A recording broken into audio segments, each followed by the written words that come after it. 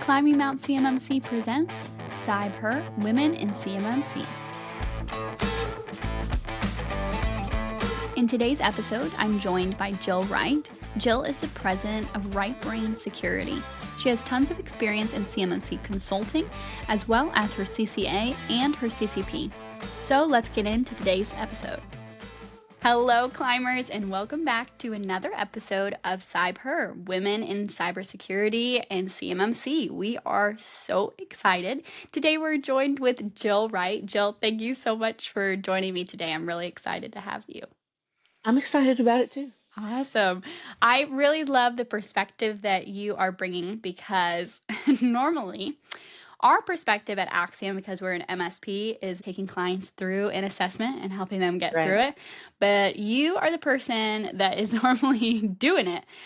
So I am excited to get the other side of the story, some things that you've learned this year, Yeah. goals that you have for this year. But first, I wanted you to just go ahead and open up to the people that might not know who you are and what you Yeah. do and what your company is. So if you want to share that first, that would be awesome. So I'm Jil Wright. I'm the president of Wrightbrained Security. I've been in IT in some ways for like 25 years nearly now, which is crazy. I Wow. feel old when I think about it. But I've spent the last probably 5 years just really focused squarely on CMMC and preparing companies. My company will do documentation, pre-assessments, all of that sort of thing. We also will help, like if a C3PAO can't find a full assessment team, we have a pool of assessors that will help them do that. We help with some process stuff as far as how to run a good assessment. I've worked with C3PAOs who didn't have a process at all. It was just kind of like, oh, we're going to do this now. So, Yeah. I've tried to kind of come up with the way that I do things from start to finish because, for one thing, if I'm leading an assessment, that makes me more comfortable with the process. I did want to, start things off and say that I'm really glad that you're doing this with, spotlighting women because although like I started as being the only, woman in my classes in college, I'm toting my little toolbox across campus because I had like some hardware courses and stuff, and I'd go in and I'd be like, oh my gosh, I'm like the only girl in here. Yeah. Um, but it's gone from that to being like the women that I've worked with for the past 25 years I've had a ton of mentors that just really helped me professionally, but also made me who I am as a person. And that's been like a really important part of my career for sure. Wow, that's so cool. I love hearing your perspective because it's kind of similar to me when I took my first like IT classes all throughout high school, and I was literally the only Yeah. woman the entire time. There was not a single other person. There was like 36 boys in the Hmm. classroom with me, and it did not really change that way when I started at Axiom because I was like really the only woman on the service side when I first started. Now it's Uh-huh. grown into some really incredible women in the staff, but it is pretty wild how many people are in the CMMC ecosystem and specifically women that are crushing it. Right. And I was like, when I first started in the IT world, I didn't think that was a thing. So it's like, this Yeah. is so cool. It's So crazy. yeah, you've said some of the things that you said I like really want to touch on because I'm like that's so Yeah. cool about even that you've helped C3PAOs because I Yeah. haven't even heard about that side of things. But before I ask about that, I just want to know what made you like go into the CMMC space? Like, what was your opening? What was the waterfall that took you It's in? kind of crazy. I went, my career has been really weird. I always just say I'm like a generalist because I went from being like in a really technical space to more of like the creative side of IT. It's weird because I've worked in marketing and web. I worked in higher ed for a long time, and my master's is in instructional design and technology. So really getting into CMMC, my first little step into it was with LTP, LPP. I was one of the first provisional assessors and provisional instructors. So I got into it like actually doing courses for an LTP and Wow. teaching. And I really didn't think I had much interest in doing assessments, but then it was like, decided it was the fun part. So What made you decide that that was the fun part? Because I find that so intimidating. So you've got to share what made you do that.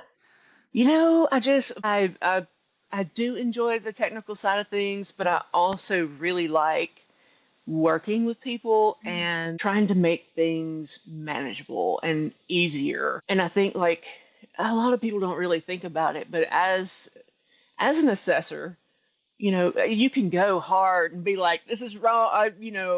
Dig for something Mhm. that's wrong. And I think a lot of assessors do that. They're Mhm. trying to find something wrong. And I think you have to, have enough of a technical knowledge to be like, they're doing this differently than maybe I thought, went into it Yeah. thinking it could be done, but like having an open mind about how they're implementing things, but also just like being pretty empathetic and realizing that this is hard, Yeah. and if there's anything I can do to make it a little easier on folks. Wow, that's cool. So, what would you say with your technology background? Would you say it's harder to like stop yourself from digging in an assessment, or would you say it's easier to kind of see the holistic approach? Like, which way do you kind of lean? Uh, I'm only going to dig enough to figure out if if the practice is met or not. If I can see that all of the assessment objectives are covered, I'm good. Mm. So I dig only as much as I have to. Yeah. And, when I'm preparing companies for assessment, I'm always like, have your evidence totally nailed down Hmm. and show that to me and stop talking. Don't talk too much and put yourself in a Right, hole. Yeah. right. Because then I have to do more. And I'm like, just, show that you're meeting the practice. Wow. I love that. Would you say that's one of the things that is the most difficult for companies in an assessment, or would you say it's something else? I think one of the big things, having the evidence, a lot of companies are doing what they're supposed to be doing. Mm. They really are, Mm-hmm.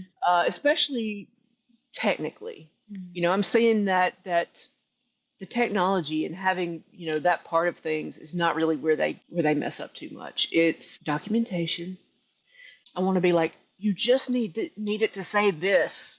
You know, Wow, it's yeah. hard. Just It's change this hard, one word or right? this one I have phrase. to like stop it in my brain and be like, Yeah.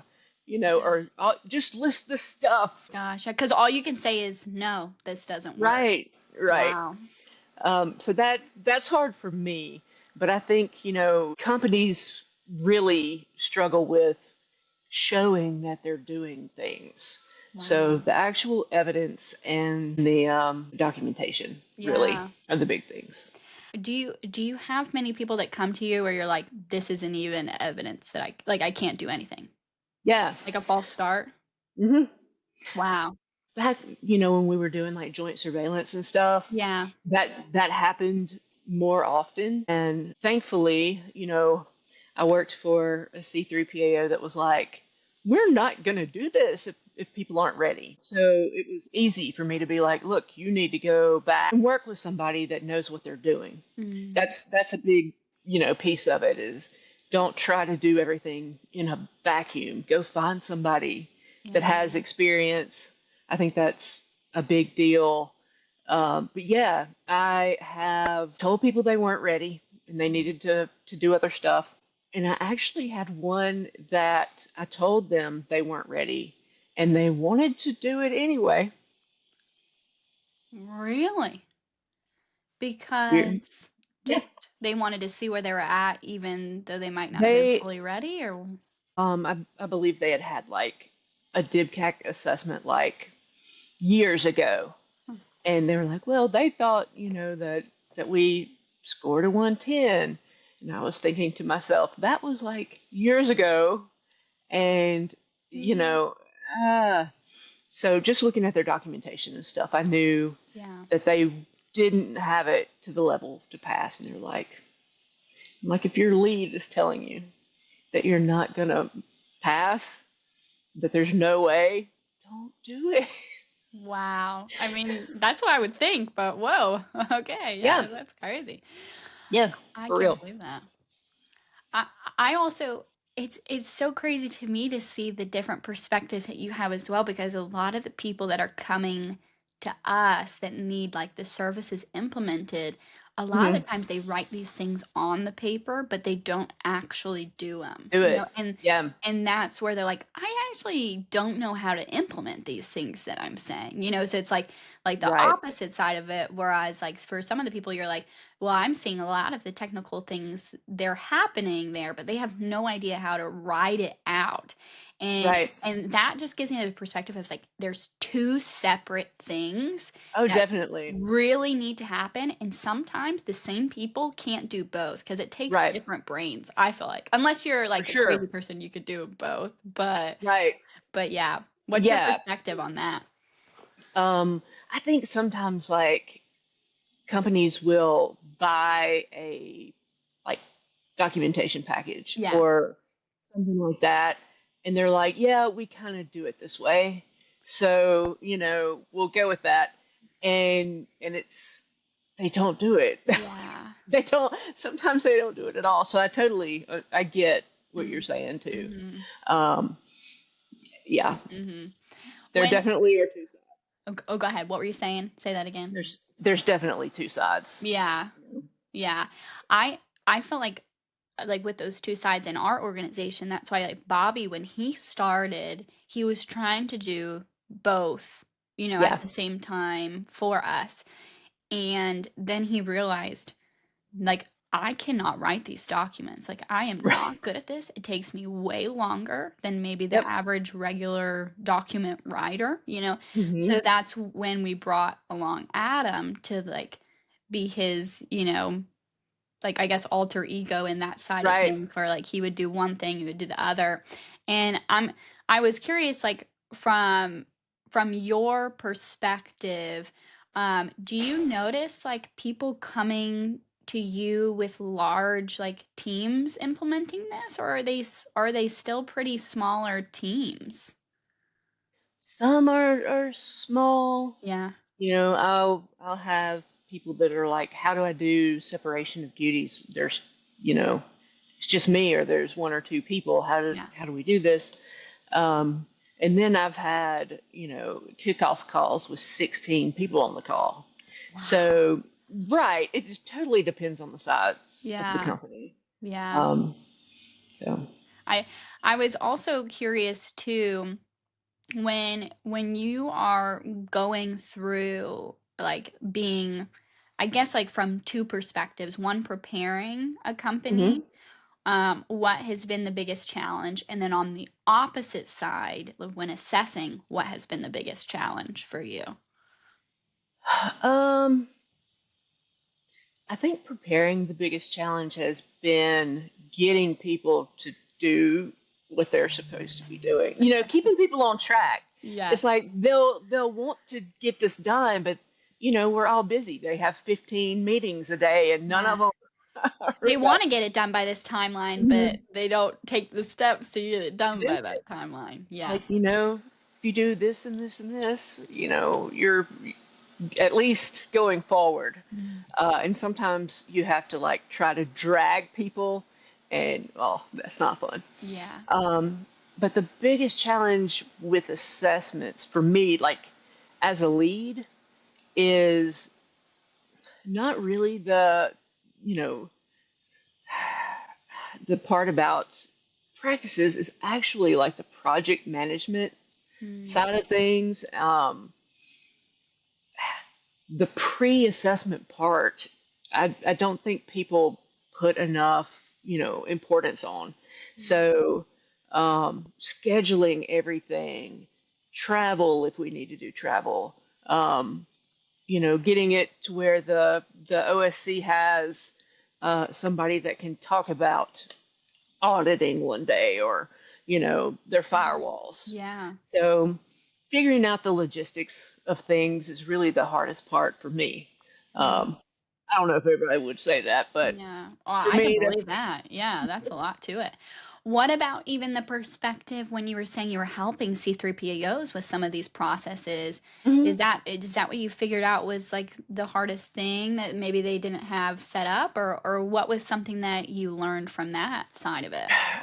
Well, working with some, I really noticed that I was having to bring along a lot of my own templates and processes and that kind of thing. And then I was like, this is something that a lot of them need. Mm. Um, is especially new C3PAOs that haven't done a lot of joint surveillance and things like that.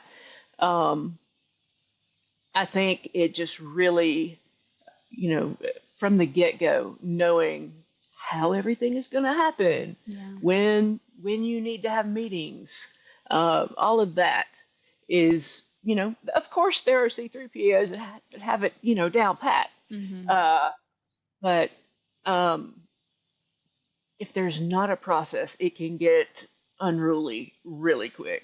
Yeah. I could even imagine I mean, I'm sure you can maybe speak to how this year has gone because, I mean, in January is when you were now able to start fully doing assessments. So, like, Yeah. have you noticed already, being how many 4 months into this year of assessments that the need for these assessments are becoming greater, so the hmm distance and the preparation and stuff is becoming even more? Yeah, I think that this year, it became like a real thing. So I think at first there were like a lot of companies that wanted to be assessed, but maybe they weren't prepared. They thought they were, but they kind of jumped in, and was like, oh, this is different from other, frameworks and things like that. Mhm. But yeah, it's been where there's a backlog. Some C3PAOs have a backlog, and then, but I have noticed a lot of people like, with things that are going on, you know, is this really going to happen, or is it going to be, Yeah. cut and not be a thing? Yeah. And those folks are going to really be at a disadvantage. Yeah. No, I mean, I've talked to contractors already that have lost bids because of this already. So I Yeah. can't imagine how it's going to be by the end of this year. So Yeah. is there is there something that you like, what's like the biggest thing that you've learned this year while going through like the wow, it's actually happening? I mean, besides the people who don't believe that it's actually happening, but but you do. And so what are the things that you've learned through honestly just the CMMC ecosystem as a whole this year?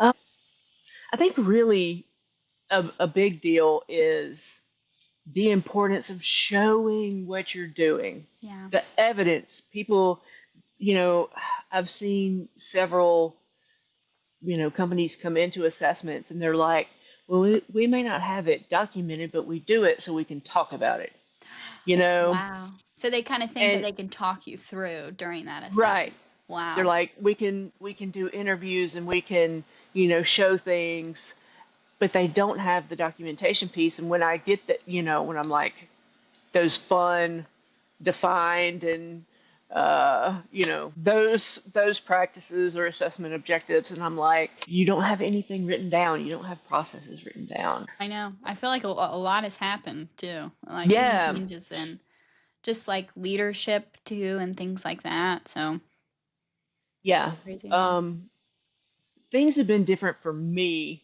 because I'm doing this on my own now. Mm, I've kind of talked about how important women have been um, in my career, and I would be just, incredibly stupid if I didn't mention Amira yeah. Armand and how much, I you love know, I, Amira. I, I learned from her working Hmm. with her.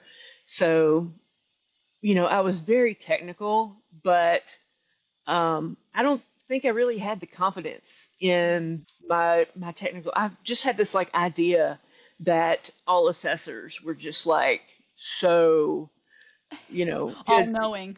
Right. I really did. Like at Yeah. first, I was like, I don't know if I'm like this that experienced, but working with her was like a master class. Uh, it's like having an instructor every day, and I was eyeballs deep working, working with companies every single day. Mm, So I got like this total understanding of the practices and assessment objectives because if I didn't understand, I would go to her and she would be like, okay, you're not looking at this right or you are. So I think the confidence yeah. to do my own thing Mm. is something big this year for me. So That's so cool. I love how you said okay. Like you said okay in her voice, and that was like actually exactly like how she says it. Okay, the way yeah. you said. It. Uh, yeah, I totally agree that I mean I'm in the same world of like I mean Amira has greatly inspired me as well. Taking some of her classes and learning from her, it has been really cool. And there are many women in this space that have Oh yeah. truly inspired me. I would love to take this opportunity for you to just share any other shout outs that you have, and then also like what are your with what you've learned from this year, like what are your goals for you this year, just stepping into your own thing too. Man, so yeah, there's so many. I don't even know um, where to start. I've done some assessments with Joy Hmm. Beelan. Hmm. She's awesome.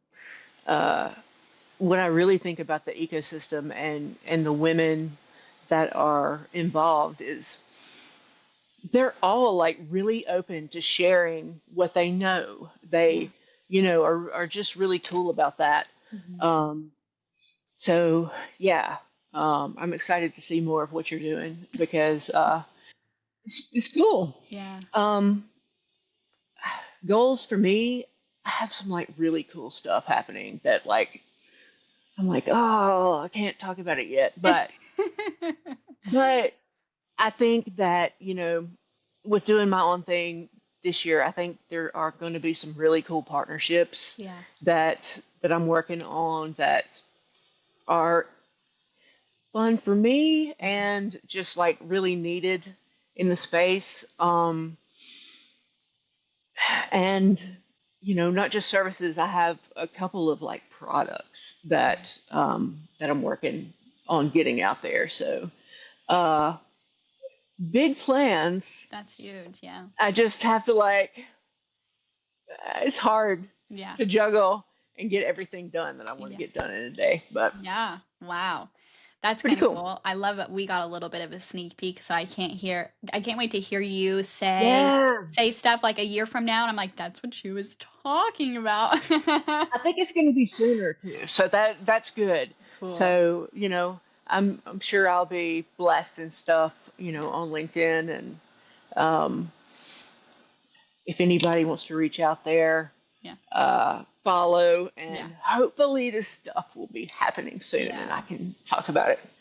That's so exciting. I'm excited to even hear, maybe we can have you on to talk about, I can't even imagine like creating a product or some kind of that in this space because of the requirements that are needed for those types of things. And Yeah. um, I do want to mention along the veins of that, when we were preparing for our CMMC level 2 assessment and we went through it, and we passed it with doing everything as much as we possibly could, without pinky promises, right? So no products that weren't in the FedRAMP marketplace, like Right. no almost, oh maybe, like we had to throw out a lot of our tools, a lot of the things that we used to use as an MSP. I And see that a lot too. I was going to ask if you had Mhm. seen many clients having to kind of start over from what they're used to doing because of Right. how difficult this space is, especially at this moment of some gray area still occurring. So, Yeah. like, what has been your perspective on that? And I'm selfishly asking this question, honestly. Man, you know, in consulting, I've seen, uh, startups that have great processes and stuff, but they have 20 cloud solutions that they can't use, Yeah. and I'm like, oh my gosh, um, and they've got to go to the FedRAMP marketplace and figure out replacements or, figure out other ways around doing things. So yeah, I think that's a big thing, and I think that's why it's important for companies to start preparing now, because I think there are a ton of companies that don't realize that they're not going to be able to use the stuff that they are used to, working with. So Yeah. Yeah. it's a big deal. It's a big deal, yeah, for sure. It kind of, I mean, Bobby always like explained it as it just felt like we just created a whole nother company, basically, Yeah. from scratch. So that's so interesting. Are there some mistakes or missteps that organizations do, maybe when they're being assessed? So, like during the assessment themselves, are there any like tips or tricks maybe you could give to somebody who's listening to this that might be taking clients through it or going through their own company themselves? Yeah. Um, Stuff like making sure you do have your FedRAMP documentation for everything. Right. That's been a thing. Um, the basic, like I've touched on, documentation is always, it's always something about that.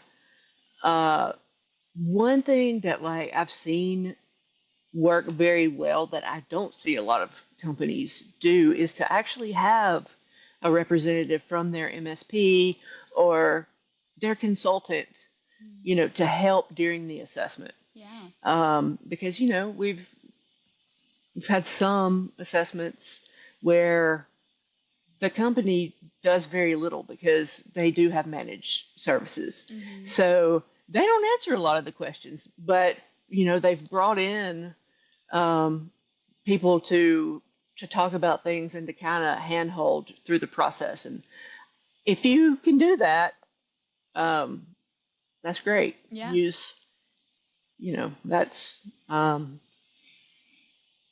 really a thing that more people should probably take advantage of. Oh yeah, I totally agree. I honestly didn't realize until recently that MSPs are kind of like preparing organizations and then trying to step away from it and like give them the documentation that they need and to prepare, because for us, we kind of mapped out all of the assessment objectives, so the Hmm. 320 of them, and for fully like implemented by us and fully done by us, it's like 116 of those 320.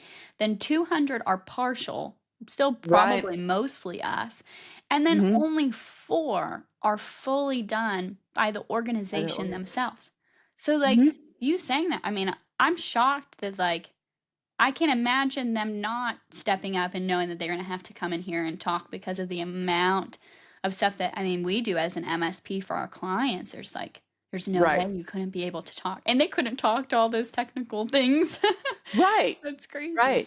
I've and it totally depends on the company and like um, the ones that that really are hands off mostly. They've brought people in, and that is good. Mm. Um, but I think a lot of companies, they may not have all of their, an MSP may not do everything, Mhm. but they've worked with a consultant or somebody to do it, to get prepared. And I'm like, bring that person knows what you're doing, and if there's something that they can help with, they're there. Mhm. So it's not just representatives from MSPs. It's just somebody to help you, Yeah. you know, Wow. get Yeah. through it. No, that's good. Are there any other closing advice or thoughts that you could share from your perspective from people maybe climbing this mountain right now? Any other advice? Start where you are. Mm. Be honest with yourself. Don't it doesn't have to be perfect at first, but it needs to be the realistic view of your security posture. Um, I think it's a detriment to go through this thinking that you're in better shape than you are. You know, uh, so that I've mentioned, don't go at it alone. um, I've seen companies that have really great technical people and big teams, but this is hard for like a different reason. You know what I mean? It's like, Yeah. um, get somebody that's been through it, even just to guide your team, Mm-hmm. um, to catch those little nuance things that are completely just, different. Yeah. Um, that and document everything. Document, document, document. Have evidence. So, like one of the practices just off the wall here, talking about publicly accessible systems, Yeah. and putting making sure that you're checking to make sure that you're not putting FCI or CUI out there. Well, they may have this great process that has a flow chart, blah blah. Well, I need to see that you're doing that. Yeah. So even if it's like through change management, or it's here's some emails of going through this process and somebody saying, yeah, you're good to go, or I looked at this, Mm-hmm. I take a look every quarter to see that there's nothing there. Yeah. um, it's not enough to have it written down. You have to have proof that you're doing these things, Yes. and I think that's That's probably huge. my best my best advice. No, that's huge. I love that. When we were creating our system security plan, I love how Adam and Bobby did it because they have a column that basically says that writes out for themselves when we do this control and they ask about it, we are going to pull up this picture Yep, from this date that says this. Like it's a script plan for it the out. evidence. Yeah. That's awesome. Yeah. Know how you're going to go through the process. Know Yeah. how you're going to go through the assessment, Yeah. and have a game plan. And don't just like go into it thinking, I know the answers, because when an assessor asks to screen share something, you're like, oh, I've got to remember where that is.